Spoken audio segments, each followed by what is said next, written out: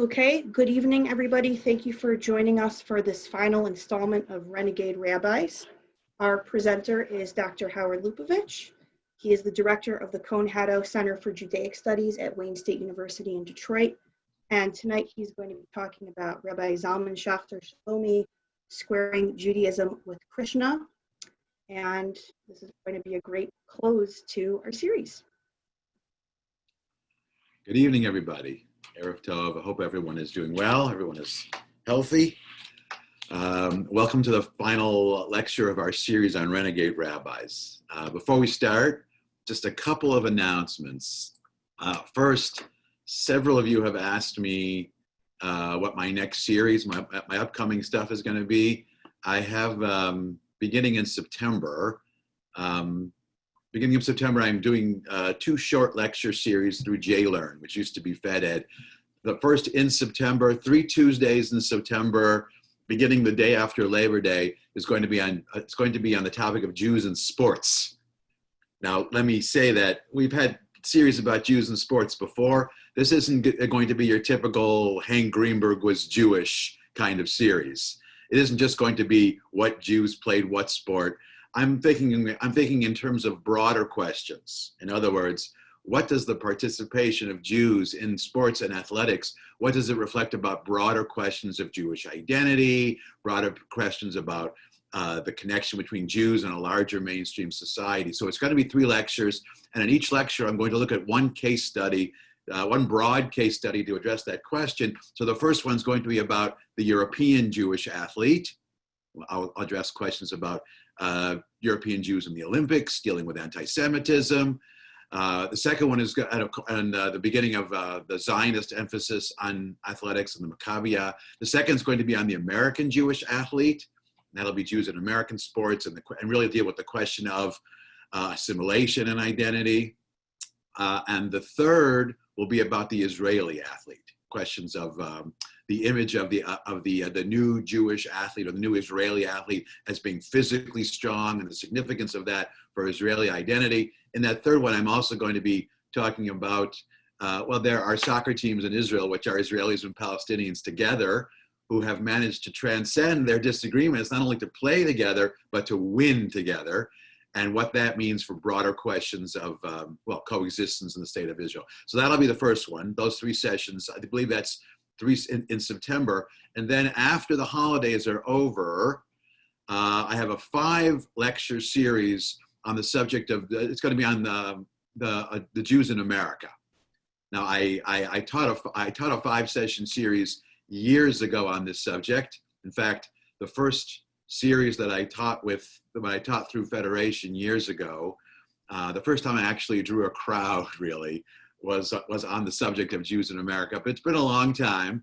And that one I should mention, as long as they're here, that one was sponsored by Barbara and Ed Klarman. So that really sort of launched my career as a community speaker in the Metro Detroit area. So thank you. But after all these years, we're going to revisit that again. But there is so much new to say. The reason I decided to do it is I look back to see how I did it 15 years ago. And there's a whole different way to approach it. The issues are very, very different now, as you well know. This one will straddle the election, so that'll make it interesting. So that'll be those are the 2 series I have coming up, and JLearn has all the information. And Shelley Shanus at JLearn tells me that in the next few weeks she's going to be sending out a full promotional flyer so you can have all the information. So that's one thing I wanted to tell you before we start. The other thing is a little addendum from last week in talking about Meir Kahana. If you're interested in hearing more about Kahana, there is a terrific historian named Shaul Magid who's completing or just completed a new biography of Meir Kahana, which is going to be out, I think, either later this year or maybe next year. But keep your eyes and ears open. This is going to be the new definitive scholarly biography of Kahana, written neither by one of his followers nor by one of his critics, but really an attempt to assess the full range of his impact, of his ideological roots, of the complexities of his thinking. So just keep an eye on it. This is going to be a very important and a very interesting book. He's been speaking around the country on this subject, and he really is the answer. I mean, he really is the expert on Kahana right now. So his name is Shaul, M-A-G-I-D, Magid. And so, but I'll remind you in the future. And this book is going to be one of those splash books when it comes out. So I wanted to let you know about that. One final thing is that since this is the last lecture in our series, I want to invite not only questions about this week, but questions about the entire series. If something came up since, that you wanted to ask about a previous one, feel free. I'll address questions about anything in the series, but of course, especially about our topic this evening, which is Zalman Schachter-Shalomi. So let's turn to the topic of this evening. Now, first, let's look at the title of this talk. On the flyer, there was a spelling error. The title, Zalman Schachter-Shalomi, is subtitled. Well, it's supposed to say "Squaring Judaism with Krishna." By mistake, it says "Squiring Judaism with Krishna." Not a big deal. The reason I chose "Squaring Judaism with Krishna" as a subtitle is one of the things we're going to see, and one of the radical elements of Zalman Schachter-Shalomi's thinking is he was the first rabbi in a serious way to try to blend Judaism with Eastern religion. Now, not Krishna specifically, though some of his students did. For example, Roger Kamenetz, who wrote Jew in the Lotus. But he was fascinated by the relationship between Jews and other religions and Jews and Eastern religions. And that is not only an important element of his thinking, but it's one of the things that made him very controversial. Some of his critics thought he was they thought he was a bit pagan in his practice, that he was introducing these foreign elements. But the other reason why I chose the subtext isn't just because of the relationship with Eastern religion. If you're a fan of Kevin Smith movies, you might recognize the little reference there, squaring with Krishna. So just in case any of you love Kevin Smith movies, in this case, Jersey Girl, I thought I'd put that in for you. If not, don't worry about it. Now, this final talk about Zalman Schachter-Shalomi, in a way, it kind of brings us full circle. Because if you'll recall, in our first lecture, when we spoke about the Baal Shem Tov, the founder of Hasidic Judaism, as a kind of renegade, a breakaway away from the traditional rabbinate, we noticed that Hasidic Judaism itself really, in its beginnings, was a maverick approach to being Jewish. The emphasis on prayer, the emphasis on singing as opposed to text, melody as opposed to words, was something radically new. But this week we're looking at a situation where by the 20th century, Hasidic Judaism had become not only mainstream, but it was the heart, the core of mainstream traditional Judaism, mainstream orthodoxy. Hasidic Judaism, which once upon a time offered an alternative to establishment traditional Judaism, itself had become establishment traditional Judaism by the 20th century. And in Zalman Schachter-Shalomi, we see someone raised in the world of Hasidic Judaism who ultimately has to break with Hasidic Judaism because of the direction that he goes. That's what makes him the renegade. But what makes him very interesting is at no point did he ever abandon or jettison any of his Hasidic ideas. On the contrary, he saw himself and he saw the spiritual renewal movement that he conceptualized and invented and brought to bear. He saw that as the logical next step of development of Hasidic Judaism. He didn't see himself as challenging or undermining Hasidic Judaism. He saw himself rebooting and fortifying Hasidic Judaism, making Hasidic Judaism more relevant to the late 20th and the 21st century. And we'll have a chance to see and evaluate to what extent that was actually so. Spoiler alert, he was pretty much right. But where to begin? Let's begin with a little bit of background. Let me tell you a little bit about him, and then we'll look at the elements that from which he created this novel worldview. He was born in 1924 in Zolkiew, Poland, a small town in Poland. He was born at a time when conditions for Jews in Poland were still stable, but beginning to destabilize. And as a young child, his family relocated from Poland to Vienna. So he grew up in Vienna. And he lived in Vienna until he was about 11 or 12 in 1935, in 1937, 1938, as conditions for Jews in Vienna began to deteriorate, his family managed to escape. They escaped Nazi persecution, and in a series of steps that included Belgium and Great Britain and a few other places, they managed to make it to New York. So he moved to New York City as a teenager. While in Vienna, he began to encounter a number of different ideas. His father, his parents, he came from a traditional family. His father was a Belzer Chassid. A Belzer is a particular kind of Hasidic Judaism. I would say it's more mainstream Hasidic than anything unusual. But on his mother's side, there were lots of secular Zionists. So he grew up with a big hodgepodge of ideas even before they came to America. I should also emphasize there was nothing unusual about this. You know, we have an image of European Jews being very sharply divided between modern secular Jews or assimilated Jews on the one hand, and traditional Jews or Orthodox Jews or Hasidic Jews on the other. That was true for Jewish ideologues and thinkers. But your typical Jew in Central and Eastern Europe was a mishmash of ideas. What most Jews did in Eastern and Central Europe before the Holocaust in terms of fashioning a Jewish identity was to pick and choose between a whole range of ideas. And that's exactly what Zalman Schachter's family did. They were a mishmash. Everyone was a mishmash. I mean that in the good sense. You know, maybe mishmash, I don't mean to say that critically. They were an olio, they were a smorgasbord, they were a melange of ideas. That was typical. The other important thing about that background is he grew up being open to ideas. Even though he came from a family that on one side was Hasidic, he was still open to novel and modern ideas. Now, when he came to New York, that's really where he began to discover a different kind of Hasidism than his father had practiced or belonged to, and that was Chabad. Chabad, part of Lupovitch. We spoke a little bit about it in the first lecture. In America, at the end of the 1940s, this is when Chabad was really making its splash as a dominant Hasidic group in the world. But prior to the Second World War, Chabad was important in Eastern Europe, but it was never as singularly important as it was in North America after the Holocaust. Partly for a variety of reasons, partly because Chabad as a movement survived more than most other Hasidic groups did, but also once in America, the Lubavitcher Rebbe made the self-conscious and deliberate decision not to remain holed up in a Hasidic enclave, resisting or withdrawing from modern American society, but on the contrary, trying to actively engage it, trying to bring more, as they would say, more Yiddishkeit to American Jews.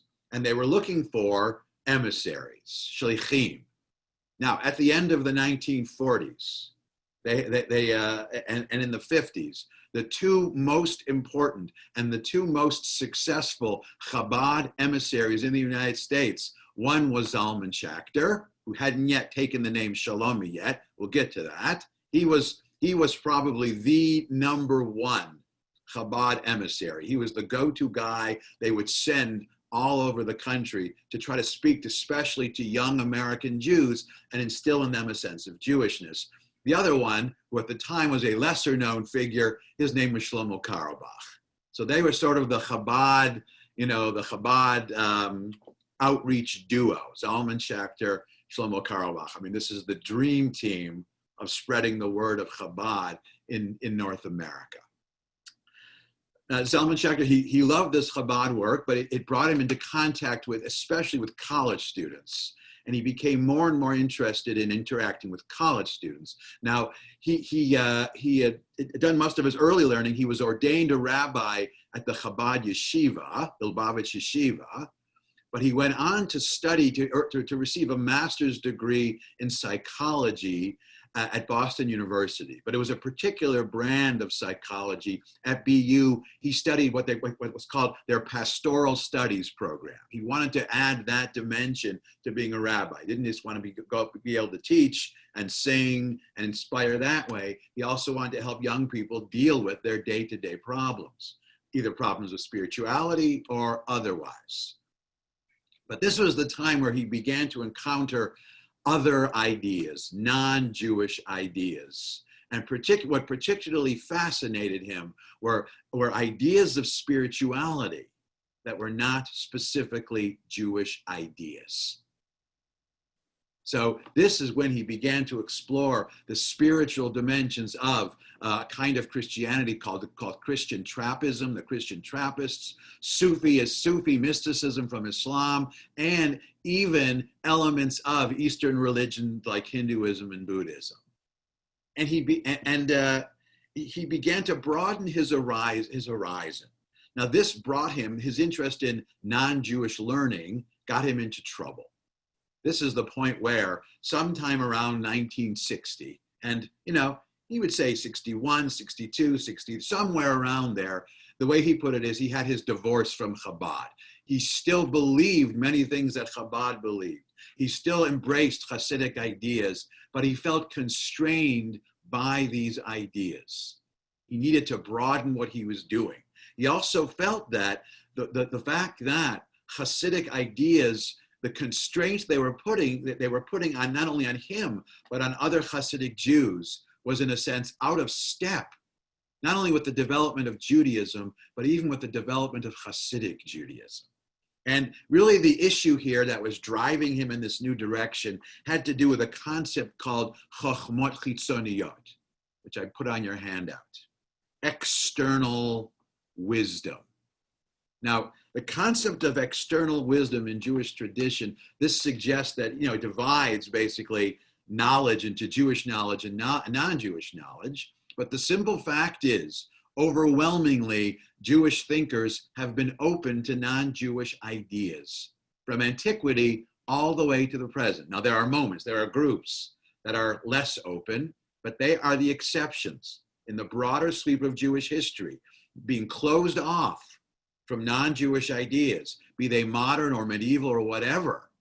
That is a more anomaly than the norm.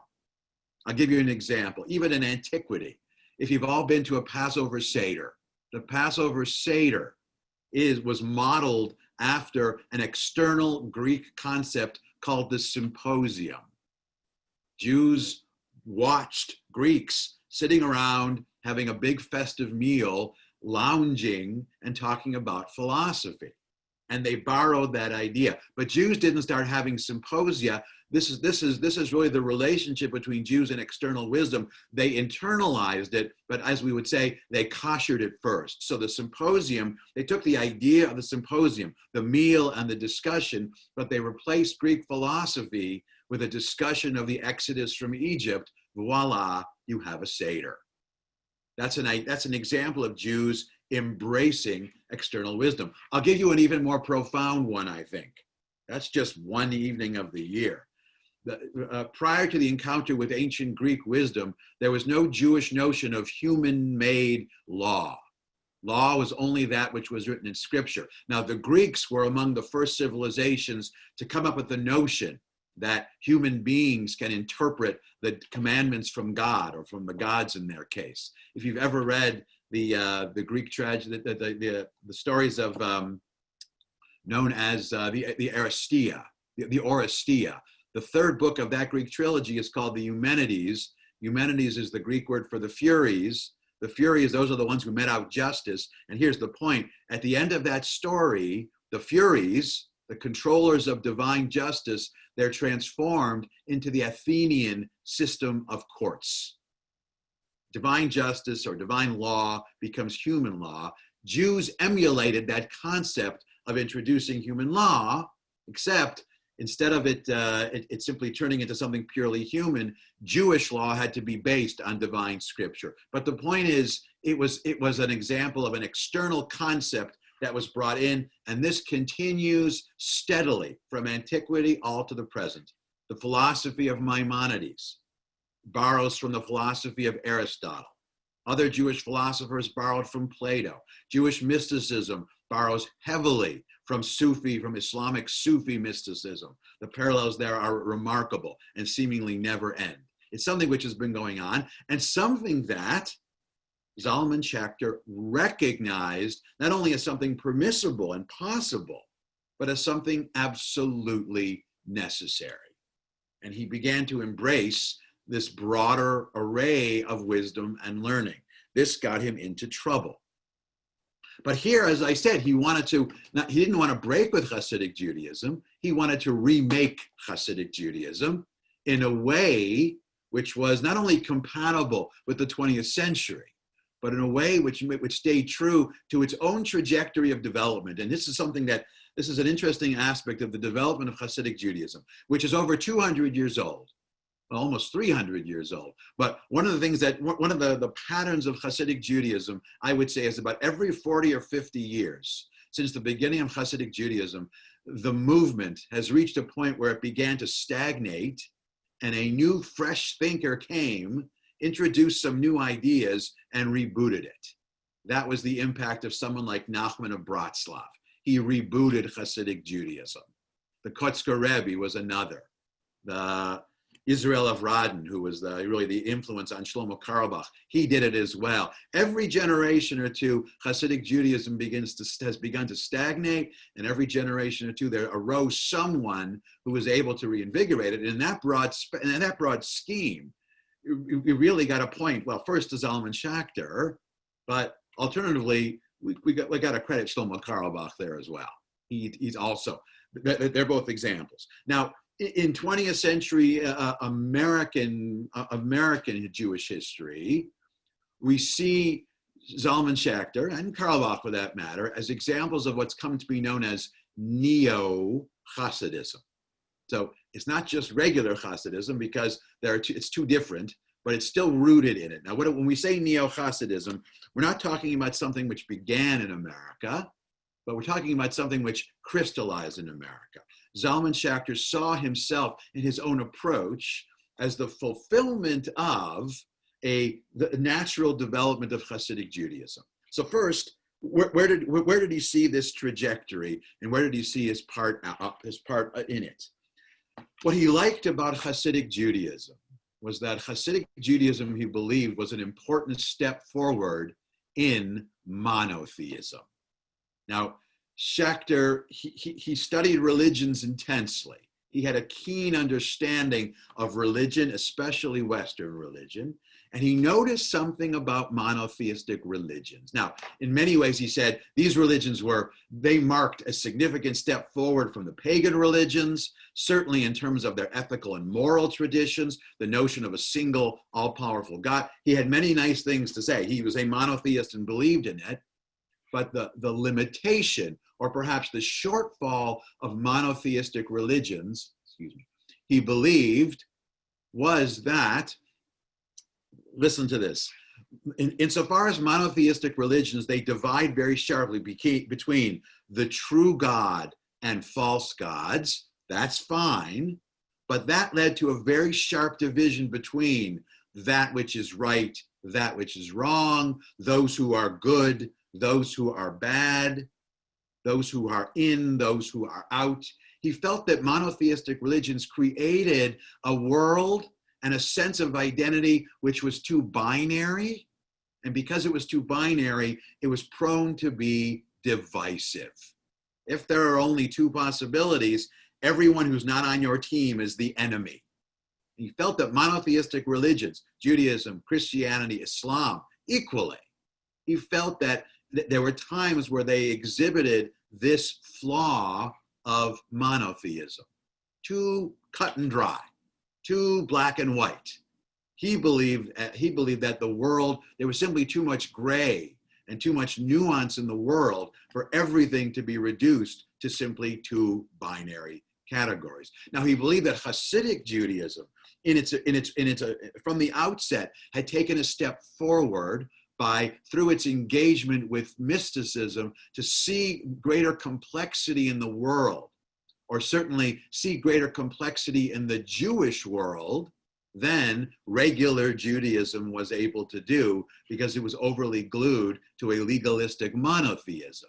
So he saw Hasidic Judaism as a step forward, but as he began to expand his own horizons, he saw the limitations of Hasidic Judaism. And there were two limitations of Hasidic Judaism in particular that he felt were holding it back. The first was, first and foremost, he saw Hasidic Judaism as overly gendered. He said Hasidic Judaism in its, since its inception has been a form of Judaism for men and much less for women. The image, that wonderful image of all the men sitting around the Rebbe's table and just gleaning wisdom from the words of the Rebbe, is a wonderful image if you're a man. But if you're a woman, you're at home. It's not just that you're not invited. There's no room for you.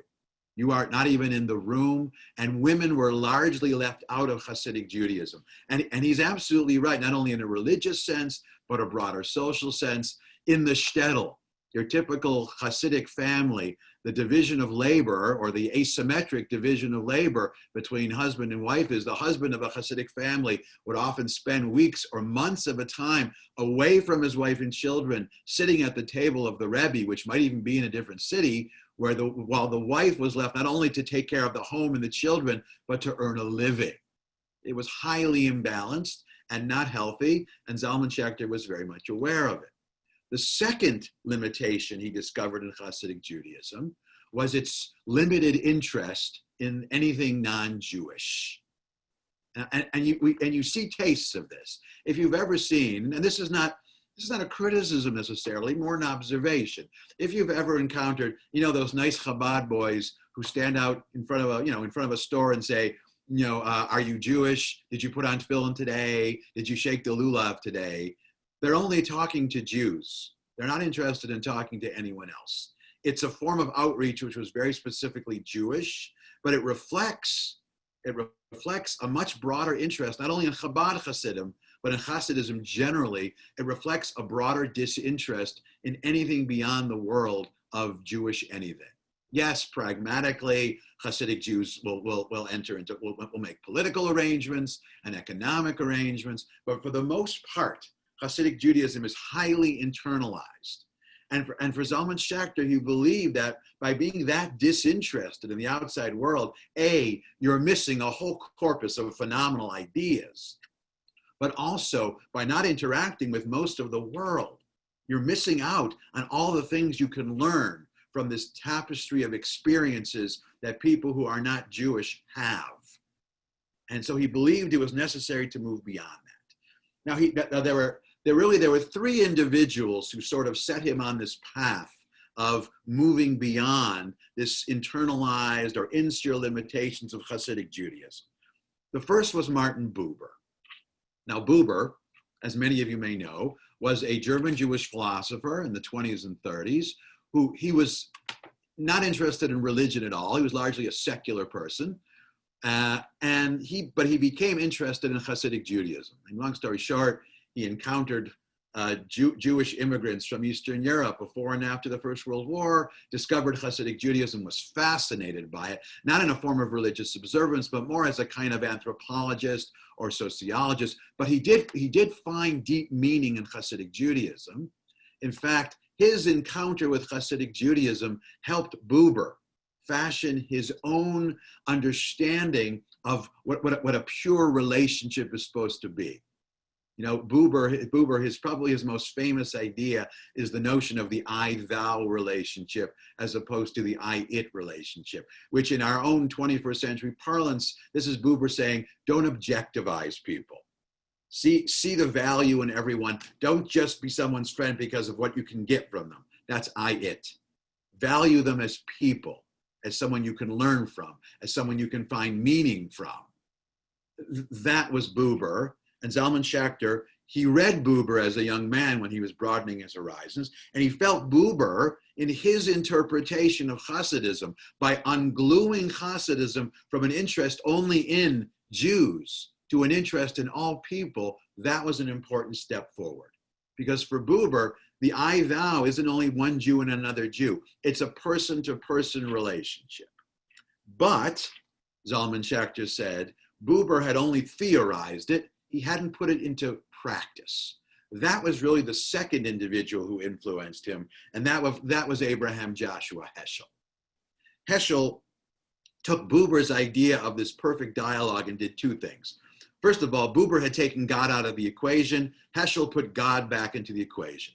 Heschel shared Buber's notion of this perfect I-thou dialogue, but he also added that this I-thou dialogue isn't something which only takes place between people. It also takes place between people and God. In Heschel's understanding, the I-thou relationship, that was supposed to be the mindset for prayer. Not only for Jews, but for everyone, but especially for Jews. Jews in their approach to the divine should approach it not for material or pragmatic reasons. What can I get out of this?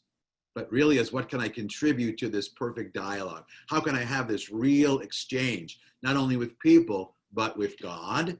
And Zalman Schachter loved the fact that for Heschel, this channeled his religious energy, not only into the study of texts and theorizing about Judaism, but into social action.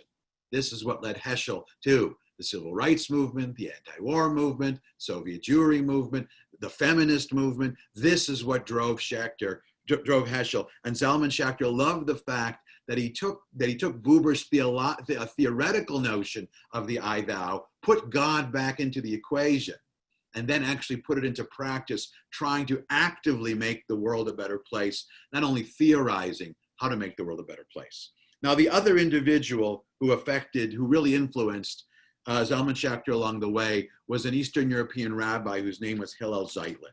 Now, Zeitlin is a fascinating story. What he represented for Schachter is he was a Hasidic Jew who actively began to look beyond the Jewish community and to see value in non-Jews. In fact, if you look at your handout, we'll go a little out of order tonight. A second here. How do I put this up? Can everybody see the handout? I have this in the way. Are you able to share your screen, Howie? My Zoom is in the way. Oh. Why don't you show it for us? Okay, 1 second. Oh, wait, actually, I've got it. Never mind, I got it. Okay. So if you scroll down, if you skip down to text number 8, it's in the middle of it's the third from the bottom on the second page, on the back page. Here is Zalman Schachter. By this point, he's become Zalman Schachter-Shalomi, writing about Hillel Zeitlin in an important text called Wrapped in a Holy Flame. Listen to what he writes. Quote, "For Jews, Christians were expendable. Often they were seen only as useful expedients, Shabbos Goyim, the Shabbos Goy, and the rest were superfluous. This was the attitude that they took." Now, Zeitlin is writing this in the 1930s critically. Instead, Zeitlin suggests we are finally emerging from that attitude. But there he was in his time. This is Schachter talking about Zeitlin. And how is he going to say that? Remember, this is an idea that Zeitlin got, the value of non-Jewish people. He came up with this idea in Europe in the 1930s, despite everything that was going on. Zeitlin reached into what people have called second Isaiah and that universal vision, meaning a universal vision of the world and the role of Jews in it. And he realized that nobody can be redeemed without everybody else being redeemed. When a person becomes fully aware of that, it ushers into a new way of thinking. In other words, Hasidic Jews, Zeitlin believed, and Schachter believed, were simply too caught up with redeeming the Jews and perfecting the souls of the Jews, but had forgotten about the rest of the world. If you're going to make the world perfect and bring the Messianic age, you can't do that simply by making the Jews perfect. You truly have to make the world perfect. Okay. All right. Let's come back to Zalman Schachter. So this is the point. These are his influences. And in the 1960s, he had a small congregation. He shifted his activity from being a congregation rabbi to being the Hillel rabbi at the University of Winnipeg. He wanted to work with college students, and this is the point where he really begins to broaden his activities. This is the point where he begins to takes on the second last name Shalomi, which means peace, because his mission began to work not only for peace of mind or peace of identity for Jews, but truly to make the world a more peaceful place. That's what he wanted to do.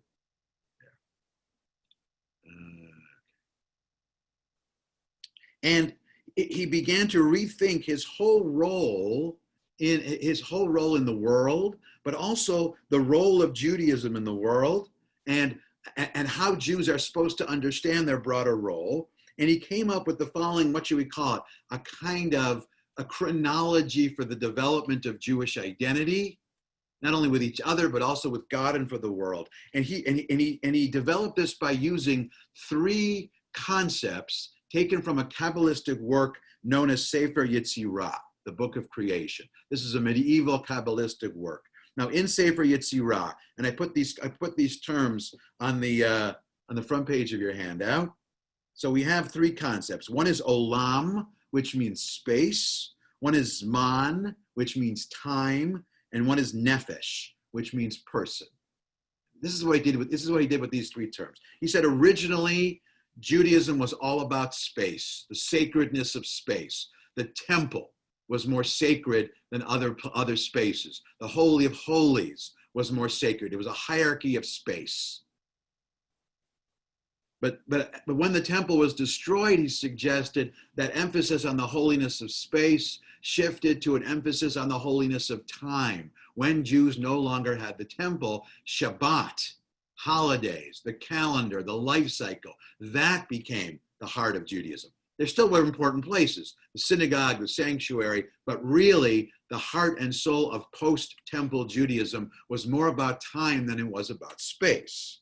And that was the heart and soul of Judaism into the 20th century. But here's where he makes his own pivot in the 1960s. He said this emphasis on time, on Jewish time, by which I don't mean being late all the time. I mean just seeing time only in Jewish terms, only in terms of what's valuable and meaningful for Jews, was playing itself out. And so he moved to a third stage in the development of Jewish identity, the emphasis on person, on nefesh. But when he said nefesh, he didn't just mean Jewish person. He meant the emphasis on the value and the meaning which is embedded in every single person. In a way, he's moving away from monotheism, where there's one God, and holiness and sacredness and meaning is concentrated in God, and you have to sort of reach out to God in order to discover any of that. He moved away from that, and instead, he began to prefer a kind of pantheism, not the notion that God is everything, but the form of pantheism which says there is an aspect of the divine in everyone. He began to see everyone as a potential source of meaning and reach out that way. And this is really the paradigm shift he talks about, and this is the heart and soul of what comes to be known as Jewish renewal. So let's look at a little of this in his own words. Let's look at some of these texts. Let's look at a few right from the beginning here. Okay. So text number one, the very first text. This comes from a text he wrote called Paradigm Shift, from the Jewish Renewal Teachings of Reb Zalman. Quote, as we watch the process in which the soul becomes thought or speech, we notice that many a time we ease ourselves into convenient cliches that have little of the new insight in them. Once more, we are trapped by habits that are the dunghills upon which the creeds feed. It takes vigilance and humble courage to make acts of faith. After all, where faith is weak, there is an abundance of belief. With this in mind, we may be more humble about our tradition and our sureness, yet also a bit more proud of the holy process in our inner being that keeps teaching and guiding us. In other words, this is him saying that if all we do is bank on pre-existing Hasidic notions of spirituality, we're going to get stuck and we're going to stagnate. He believed that actually was happening. You have to have the courage to move forward. See, he's not rejecting them. He's just saying that these ideas may have played themselves out, and now it's time to rethink them and recast them in a new context. Look at the next one, just to make sure you don't think he's rejecting anything. This is the second text. I'm not anti-tradition. On the contrary, I'll use anything that will help me get off. I've got a great deal invested in the materials of civilization, like language and vocabulary, Babi, Zaidi, Cholent, Tallis. They're deeply embedded in the core of my brain, attached to my thalamus, not to the cortex. It would be foolish to deny that they're not part of my makeup. But if someone says that I must believe in the God who was active at the time of Moses or Yochanan ben Zakkai or the Baal Shem Tov, my answer is no, which I think is a profound way of saying I believe in God. In other words, I believe in the God of Judaism. I believe in that, all of that.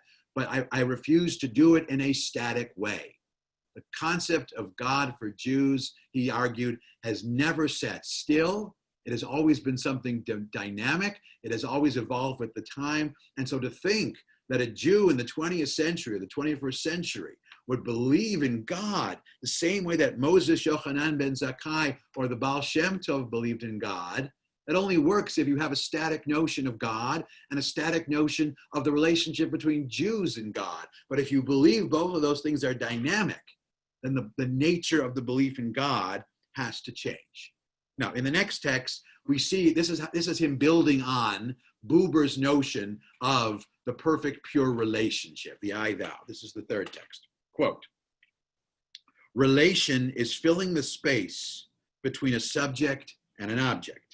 That's Buber. It is the process bridging the two. Renewal is always a process of togethering, of partnering with something else. For in truth, there is nothing in the physical world that is not of a dependent nature. Listen to this. He's going to reconceptualize the Hasidic concept of the Rebbe. So I've come to understand that the Rebbe of the future, meaning the Hasidic Rebbe of the future, is not going to be the Rebbe we knew in the past. For some time, the Rebbe will serve as the Rebbe. When that's done, the person will have dinner and go see a movie and not necessarily be a Rebbe. In other words, what he's saying is, a Rebbe isn't just one person who's designated forever, and that's your Rebbe forever.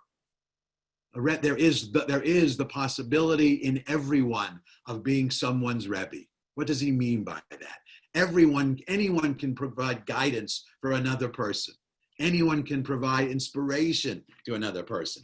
Anyone can provide meaning to another person. And I love the way he's saying here, we all have our moments where we act as Rebbe, and we all have our moments where we need someone else to act as Rebbe for us. I mean, the practicality of that, and at the same time, the profoundness of that. You see, he's seeing this fashioning of spirituality and enhancing of spirituality, not only the responsibility of these individual or these few designated individuals with some special gift and a special relationship with God, but he sees that as embedded in everybody. Okay, and he builds on this idea in the next text. This is the fourth text. First one on the backs on page 2. Where may God be found, if not in space and time? Remember, this is his notion of moving beyond space and time, olam and zman, to this third stage, nefesh, in person, meaning in a person. Because it turns out that we are not doing so well with time today. Time is not shared as much as it used to be. He could not be more right in an age where we are so warped when it comes to time. That's a subject of a different talk. First, we sought God in space, in olam. The new started to look for God in time, and now we are looking for God more in person. And how often do we have individuals lamenting that?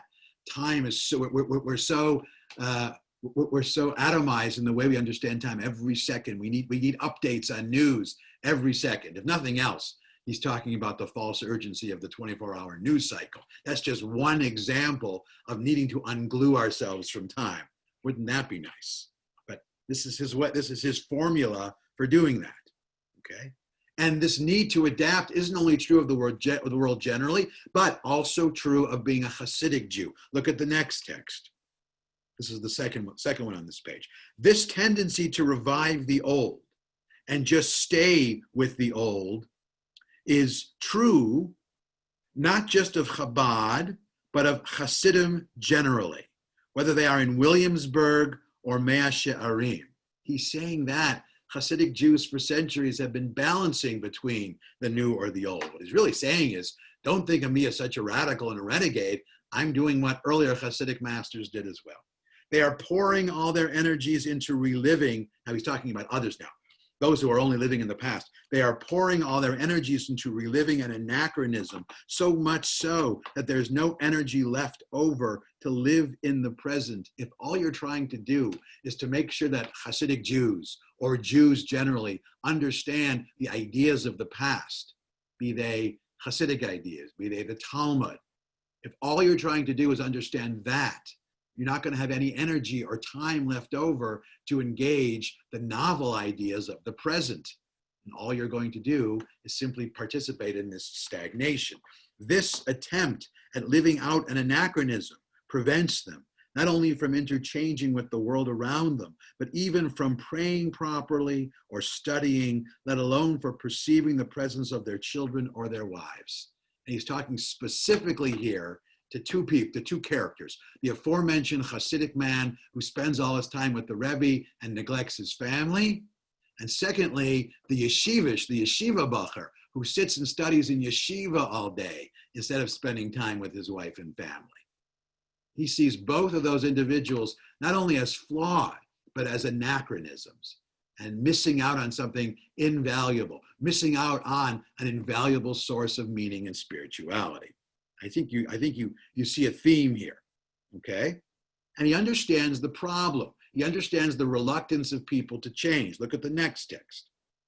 One thing people don't like about religion is the hierarchical and patriarchal language, the anti-feminist sentiment that goes all the way through the Vatican, through the Taliban, Mea She'arim, to the laws of Manu. This is a big part of the problem.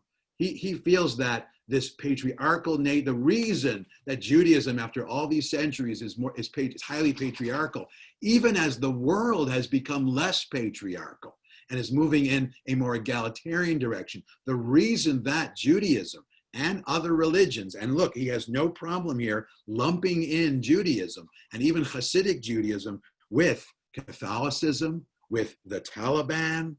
He lumps them together because they're all making the same mistake. They're all overly anchored to the past, which prevents them from seeing the value of changing with the present. Okay. He also believed that this new approach was supposed to inform and impact the way we study and learn. Look at the next text. We don't treat proof texts the same way nowadays. Now, when he says proof text, this is the standard rabbinic technique of, for centuries, really from the Talmud, the Midrash, and onward, a rabbinic scholar would make a point and cite a verse from the Tanakh in order to prove it. That was the proof text. And the proof text was always very hindsight oriented. This is the text we have. Listen to it. But the goal of a proof text was to basically affirm an idea you already knew. So he writes, we don't treat proof texts the same way nowadays. What does a proof text mean to us? If I want to say something is really so, we mean that it corresponds to a pattern that sits very deep in the reality map.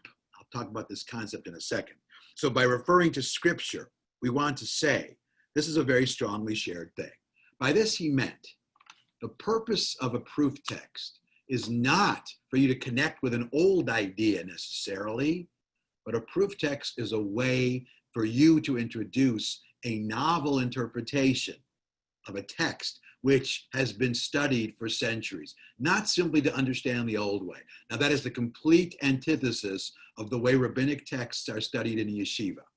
The goal of the yeshiva education is simply to master rabbinic text, is to figure out what the Talmud said and what the Talmud tells us to do. The goal of whether you're in a yeshiva or, I don't know, Partners in Torah, is not to discover new ideas. At most, it's a new way to express an old ideas. That's what counts as an insight in the yeshiva world. But novel interpretations is out of bounds in yeshiva study. But what Zalman Schachter-Shalomi is saying, proof text should not be the culmination of understanding an old idea. It should be an entree. It's a gateway. It's a point of departure. It's a launch point. How many more synonyms can I reel off here? It's a launch point for something new. Now, what does he mean by reality map? This is the sociologist or the anthropologist in him, who was fascinated by the development of religion. Reality map means, as the term connotes, what does reality look at a particular point in time? And what he believed, what he said, and he's absolutely correct, reality for Jews at the time of the Talmud was very different from reality now. And both were very different from the reality of being Jewish at the time of the temple. There's a world, and there's a Jewish world with an array of possibilities and opportunities and challenges. And Judaism, he believes, had to adapt and address the reality map of the present. But he also believed that the reality map was something which was fluid. The reality map of today versus next year can be very different. It can happen very quickly. Think of the reality map of the Jewish world in 1947 versus 1949, before or after there was a Jewish state. How different the Jewish world seemed and felt, very differently. Think of the different reality map in a world where women have no role whatsoever in the synagogue versus a world where women can do anything in the synagogue. That's a different reality map. And Judaism conforms to that. Now here again, he's cutting against the grain, because your standard traditional approach to Judaism is that the reality map of Judaism is supposed to conform to the reality map of old. There's a basic premise that even though external things might change, the basic internal things do not. And Zalman Schachter-Shalomi said, wrong. The trick to keeping Judaism vibrant and interesting is to make sure you keep up with where the world is going. Now, does that mean you follow every trend? Absolutely not. But you note sources of spirituality and meaning as they arise, and you try to cultivate them, and you try to incorporate them into Judaism. That's what he was doing. And like I said, his engagement with non-Jewish religion, he liked aspects of meditation and Hinduism and Buddhism. But what really influenced him most anything else is Sufi mysticism. He blended his Hasidic mysticism with Sufi mysticism. I mean, they are closely related. I mean, there already was a close relationship between Sufism and Judaism and mysticism before Zalman Schachter-Shalomi, but he brought them even closer together. He was fascinated by them, and there are Sufi mystics who are always fascinated by what he had to say as well. Okay. What about this? What about how one understands the nature of God? Look at the second last text on page 2. Okay, we make God the steward of morality and build up expectations that sooner or later are bound to be shattered. In other words, he's saying we place way too much responsibility, or traditionally, Jews have placed way too much responsibility on God as the one as responsible for justice in the world, or for controlling what happens in the world. If instead we strive to accept all sides of the equation, if we could get into a Mobius strip mentality in which both sides of the page, good and evil, are one and the same, then we start to get a real sense of that famous phrase from Adon Olam, Behu Echad, the Ein Sheni. God is one, there is no other. Here's where he's critiquing that sharp binary division in monotheistic religions between good and evil. If everything has to be either good or evil, some things, yes, are clearly good, and some things are clearly evil, for sure. But it doesn't always work. You need a broader and more fluid, at least the possibility of understanding God's role in the world a bit more broadly.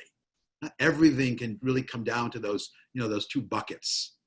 There's that notion in the Mishnah which says that every good deed you do, you get a coin in one bucket or a stone in one bucket, and every bad deed you do, you put a stone in the other bucket. And when you die and you go stand before God in judgment, all God is going to do is basically weigh the two buckets. And if the good one is heavier, you get rewarded. And if the bad one is heavier, you get punished. No, Zalman Schachter-Shalomi said, there's no way is it that simple. And writing and thinking at the end of the 20th century, he's so much more in sync with the way most people think about God and the nature of the world. There's such a greater sense of human responsibility now, of not relying on the divine to take care of us. There are groups who still do it, but Zalman Schachter-Shalomi said they're out of the way, or they're out of sync with where the reality map is and is heading. But having said all of this commonality he found between Judaism and other monotheistic religions, I think it's also important to emphasize that he still saw Judaism as something distinct. Look, the bottom line is he saw value everywhere, but he still was proud to be Jewish. He still understood Jews as being chosen, and he still understood Judaism as being as being the most effective of religions. Listen to the way he said it. Now, he's not saying it in a way that's going to denigrate any other religion, but look at the last text. Judaism has often been called a householder religion. Householder, he's meaning, balabas, balabatim. World religions like Christianity, Hinduism, and Buddhism all had their own monastic or ascetic traditions, urging the best among them to renounce worldly concerns in the pursuit of the holy. The problem is that neither a priestly elite nor a class of monks has to take responsibility for how the world is run, for planting in spring and harvesting in fall. In other words, in these other religions, there has been this very sharp divide between what the clergy, and especially the monastic clergy, the individuals on the highest spiritual level, how they live their lives apart from civilization, versus how even the most knowledgeable and pious Jews live their lives.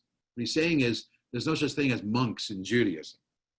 Judaism, on the other hand, he goes on to say, insists that we elevate our everyday lives to the sacred. This is that classic Hasidic notion of dveikut, cleaving to God, where you find the sacred and the meaningful in even the most mundane acts. The Baal Shem Tov used to say, if you tie your shoes properly, that can be something sacred, potentially. Most of the mitzvot are aimed at ordinary people in ordinary situations. This is all unlike other religions. Even rabbis are encouraged to learn and practice a trade, get married, have children, to have a strong stake in the business of life. What we see when we look around us depends on the glasses we're wearing. If we look at the world through the spectacles of the householder, meaning the ordinary person, the first thing we notice is what needs doing, what needs fixing up. The laws of the Torah were concerned that courts be impartial, public thoroughfares be safe, lost and stolen property returned, slaves treated properly, the poor taken care of.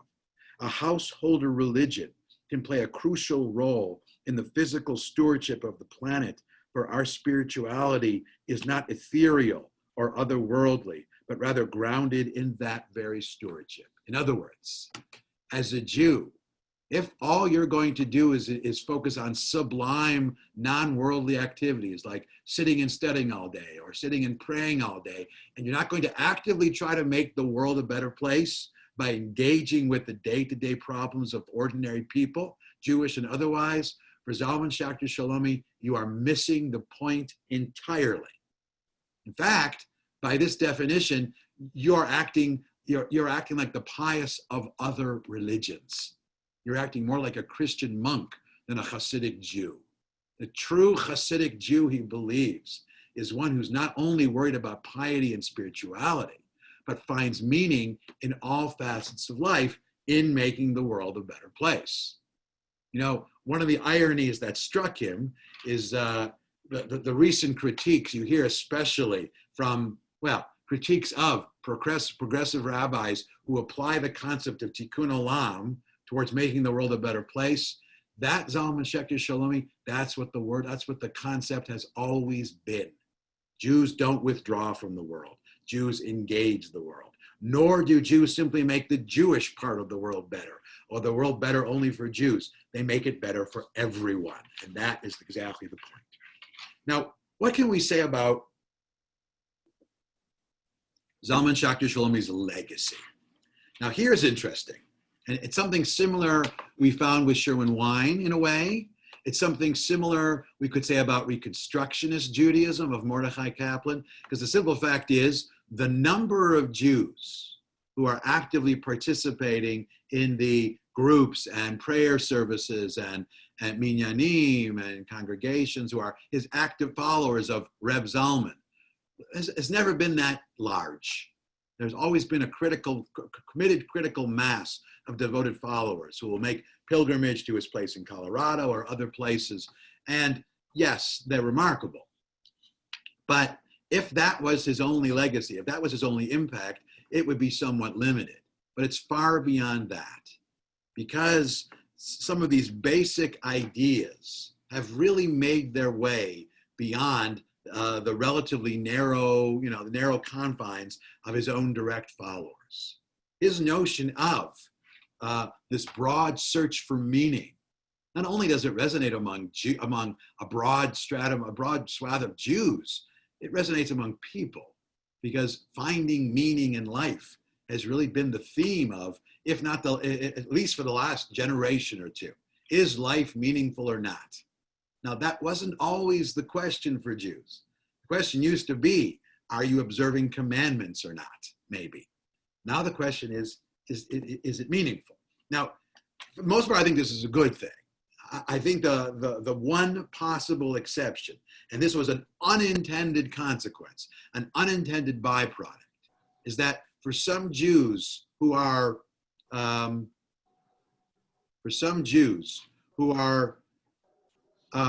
looking for meaning, they forget that Zalman Schachter-Shalomi's search for meaning is not supposed to be something narcissistic or self-oriented, but something broader. So we do find Jews today who will engage in a kind of spiritual narcissism. They'll look at a synagogue service and say, what can I get out of that?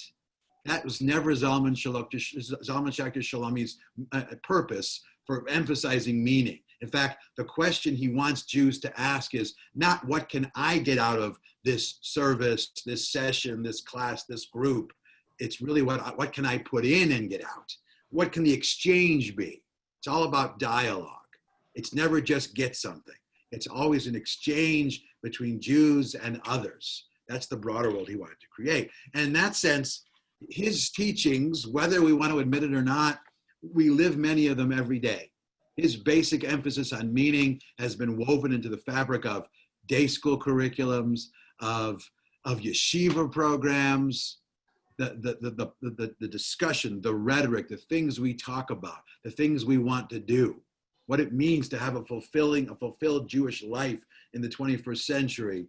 It's different than when it was. And part of the reason for that difference are the impactful ideas of Zalman Schachter-Shalomi.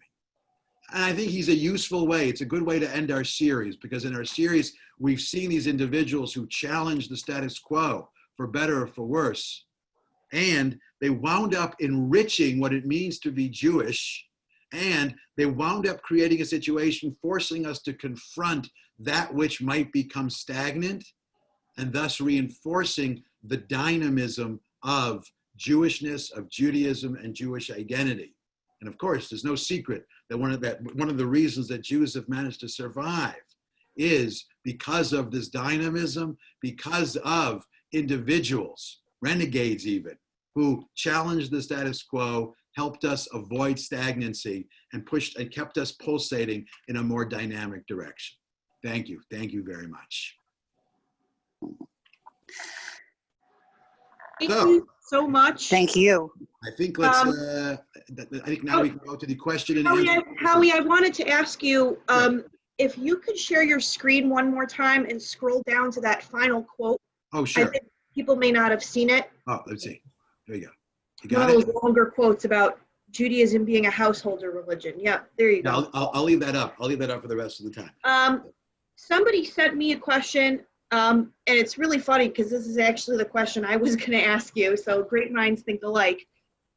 What is the history or the reason of adding Shalomi onto his last name? Oh, Shalomi simply means peace. And one of his aims in all of this was for the world to be more peaceful. And he didn't just mean peace as in war and peace. He meant everyone at peace with themselves, with each other. He meant peace in the broader sense. You know, the word shalom doesn't simply mean peace. It means contentment. It means wholeness. It's related to the Hebrew word shalem. So he wanted Jews to have this sense of being whole, of being fully fulfilled, as opposed to, you know, feeling something absent. And that's what Shalomi represented to him. But he added that on. I mean, I'm assuming He added it on himself. You know, I mean, partly it was, look, he loved his name. Somebody born in the 1920s is probably not born with a hyphenated name. No, probably not. I mean, it happened sometimes. But no, he added this in the 1960s. I mean, he was broadening the meaning of his name as he was broadening his understanding of what it meant to be Jewish. Any other questions? Thank you.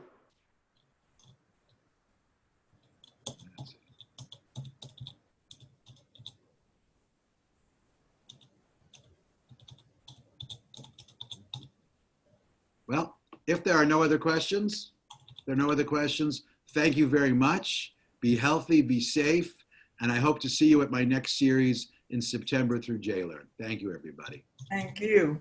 Thank you so much, Howie. A pleasure. Bye, Truly. Thank you so much. Thank you.